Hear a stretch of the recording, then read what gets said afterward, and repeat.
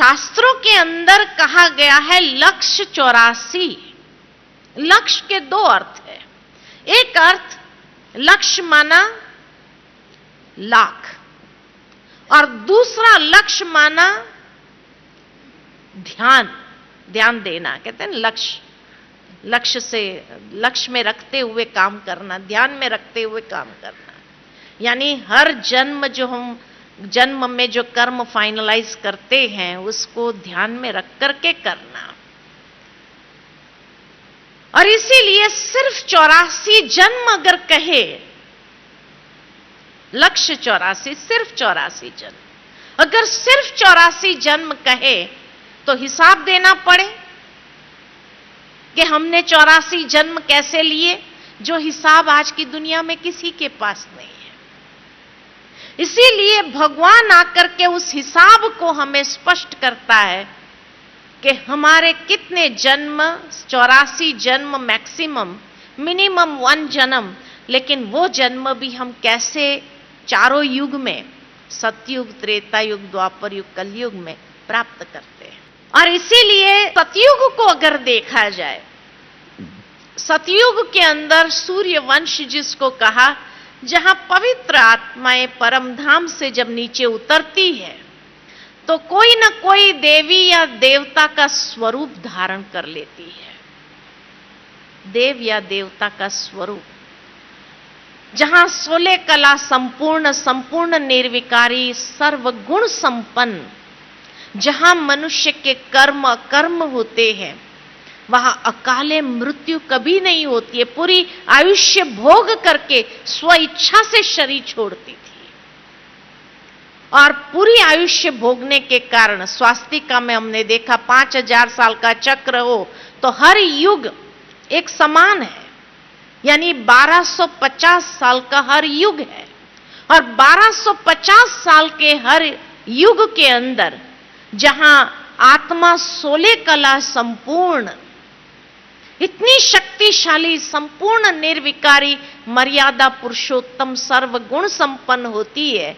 और इसीलिए सतयुग में राज्य करने वाले श्री लक्ष्मी और श्री नारायण, लेकिन श्री नारायण का जो बचपन का स्वरूप है, कभी उसका फोटो नहीं देखा आपने। उसका बचपन का स्वरूप कौन सा है? तो एक भजन याद आता है मुझे, आपने भी कई बार ये भजन गाया होगा कि श्री कृष्ण गोविंद हरे मुरारी, हे नाथ नारायण नम वासुदेव। श्री कृष्ण की पूरी जीवन कहानी उसमें बताई गई है एक ही लाइन में। बचपन में जिसको श्री कृष्ण कहा, थोड़ा बड़ा हुआ, ग्वाल बाल बना, तब उसको गोविंद कहा। जब रास लीला रचाई तो उसको हरे मुरारी कहा, और जब राजगद्दी पर बैठता है तो नाथ नारायण, वही वासुदेव है। ये वासुदेव की अलग अलग स्टेजेस है। तो अगर नाथ नारायण सतयुग में है, सत्य नारायण, सूर्य नारायण सतयुग में, तो श्री कृष्ण कहां होना चाहिए? उसका बचपन तो वहीं होना चाहिए। और इसलिए सतयुग के अंदर 150 साल की जब आयुष्य है, इतने पूरी आयुष्य भोग के जब शरीर छोड़ते हैं, तो 1250 साल में सिर्फ 8 जन्म होते हैं। 8 जन्म वो भरपूरता से जीवन जीते हैं, पूरा सुख भोग करके जीवन जीते हैं, कर्म श्रेष्ठ।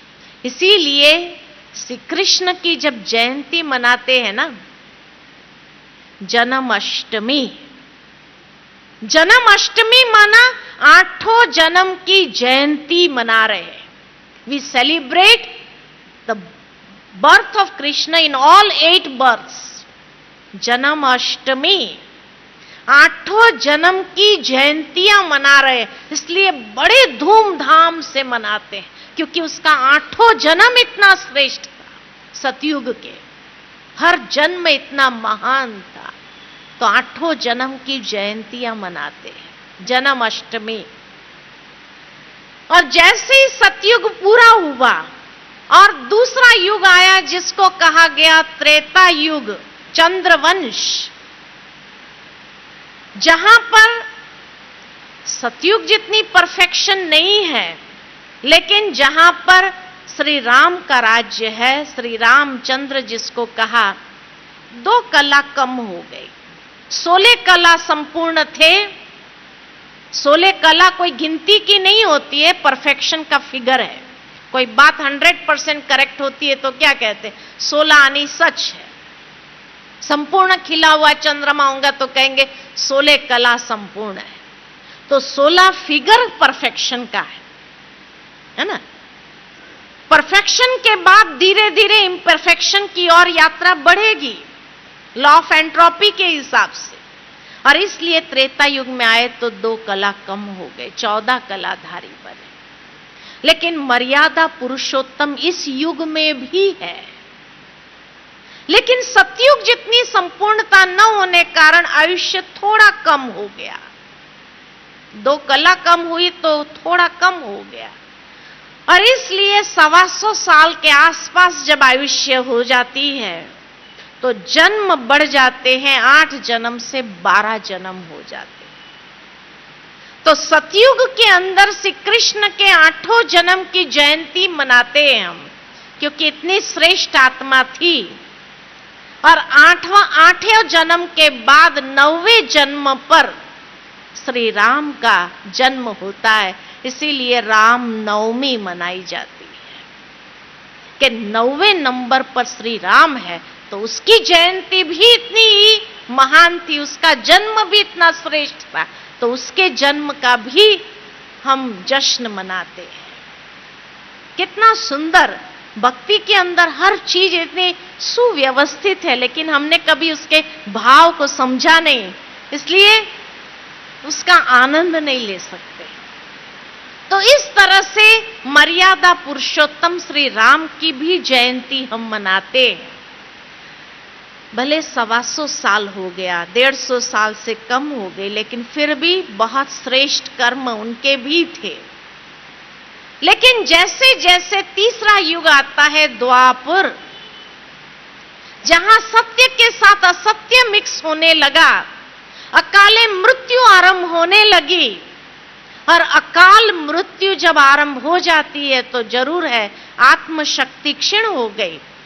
1250 यानी 2500 साल पूरे हो गए, आधा समय पूरा हो गया 5000 साल में, तो आधी कलाएं भी कम हो गई। तो 16 कला से द्वापर युग में सिर्फ 8 कलाधारी हो जाते। इतनी ही पोटेंशियल रह गई, और इसलिए अकाले मृत्यु होने कारण जन्म बढ़ गए, 21 जन्म हो गए द्वापर युग में। और इस युग में मनुष्य भक्ति आरंभ करता है, अव्यभिचारी भक्ति होती है। पहले के जमाने के राजाओं के महलों में देखेंगे आप, अगर राजस्थान के एक राजाओं के महल को देखने जाएंगे ना, आपको हर जगह महल में एक मंदिर मिलेगा। हर राजाओं के महल में एक मंदिर मिलेगा, और अक्सर हर राजाओं के महल में शिव का ही मंदिर मिलेगा। शिव के पुजारी थे, क्योंकि इमीडिएट द्वापर युग में उतरते ही वो शिव की आराधना करना आरंभ करते हैं। लेकिन धीरे धीरे बाद में मनुष्य आत्माएं जो देवी देवताएं होकर के गए, उनके मंदिर बना करके उनकी पूजा आरंभ कर देते हैं। और इस तरह से अव्यभिचारी भक्ति, एक ही भक्ति आरंभ होती है। संन्यास धर्म भी शुरू होते हैं, कुछ महान ऋषियों का जन्म होता है और पुण्य कर्म आरंभ हो जाते हैं। कर्म मनुष्य के पुण्य कर्म होते हैं। इसी युग में परमात्मा का पैगंबर संदेश लेकर के आते हैं, और इस तरह से द्वापर युग चलता है। मनुष्य के 21 जन्म होते हैं, और जैसे जैसे समय बीतता जाता है, कलयुग आता है, तो कलयुग के अंदर 1 या 2 कला रह जाती है। इसीलिए लोग कहने में कह देते हैं कि किसी व्यक्ति के अंदर 99 अवगुण है, लेकिन एक तो गुण होगा, उस एक गुण को देख करके ही तो आगे बढ़ो। तो 1 या 2 गुण रहते हैं।